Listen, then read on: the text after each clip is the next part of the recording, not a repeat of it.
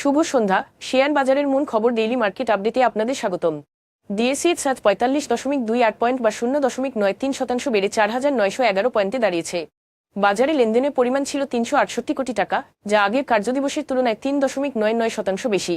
আজ বাজারকে এগিয়ে নিতে প্রধান ভূমিকা রাখে ব্যাংকিং খাতে পূবালী ব্যাংক, ব্র্যাক ব্যাংক ও ইস্টার্ন ব্যাংক, এনবিএফআই খাতের আইডিএফসি ফাইন্যান্স এবং ট্যানারি খাতের অ্যাপেক্স ফুডওয়্যার। খাতভিত্তিক হিসাবে এনবিএফআই খাত সর্বোচ্চ 2.15% প্রবৃদ্ধি দেখিয়েছে, আর ব্যাংকিং খাত দ্বিতীয় সর্বোচ্চ 2.03% বেড়েছে।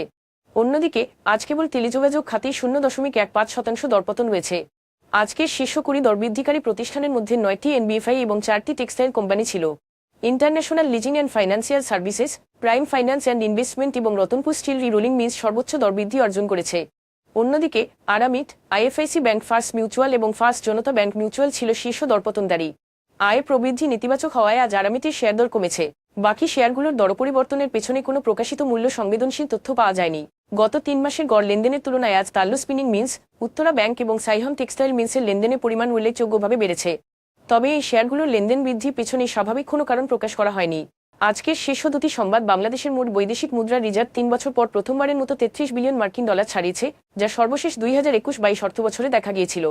এটি দীর্ঘ সময় ধরে আমদানি ব্যয় মেটানোর সক্ষমতা বৃদ্ধির ইঙ্গিত দিচ্ছে। বাংলাদেশ ব্যাংকের তথ্য অনুযায়ী আইএমএফ এর পদ্ধতিতে গণনা করা ব্যবহারযোগ্য রিজার্ভ 2025 সালের 30 ডিসেম্বর পর্যন্ত দাঁড়িয়েছে 28.58 বিলিয়ন ডলারে, যা আগের সপ্তাহের তুলনায় বেড়েছে। গত বছরের আগস্টের পর থেকে রেমিট্যান্স প্রবাহ বাড়ায় রিজার্ভ পুনরুদ্ধারে গতি আসে। পাশাপাশি চলতি অর্থবছরে কেন্দ্রীয় ব্যাংক টাকা স্থিতিশীলতা বজায় রাখতে আগের মতো ডলার বিক্রির পরিবর্তে বাণিজ্যিক ব্যাংক থেকে ডলার কেনার কৌশল গ্রহণ করেছে। এসব অগ্রগতি দেশের বৈদেশিক খাতে নতুন করে স্থিতিশীলতার ইঙ্গিত দিচ্ছে। বছরের শেষ কার্যদিবসে দেশের স্বর্ণবাজারে দাম উল্লেখযোগ্যভাবে কমেছে। বাংলাদেশ জুয়েলার্স সমিতি বাজুস 22 ক্যারেট স্বর্ণের দাম ভরি প্রতি 2,741 টাকা কমিয়েছে। ফলে কমানোর পর প্রতি ভরি 11.664 গ্রাম স্বর্ণের দাম নির্ধারণ করা হয়েছে 2,24,182 টাকা। তবে দেশীয় বাজারে এই দরপতনের বিপরীতে আন্তর্জাতিক বাজারে 2025 সালে স্বর্ণের দাম ব্যাপক উত্থান দেখা গেছে। সারা বছরে বৈশ্বিক বাজারে স্বর্ণের দাম 65% বেশি বেড়েছে। শুধু ডিসেম্বরেই দাম বেড়েছে প্রায় 4.5%, যা স্বর্ণকে বিশ্ব পণ্যবাজারের অন্যতম শক্তিশালী উৎস হিসেবে প্রতিষ্ঠিত করেছে। আজ এ পর্যন্তই। ধন্যবাদ।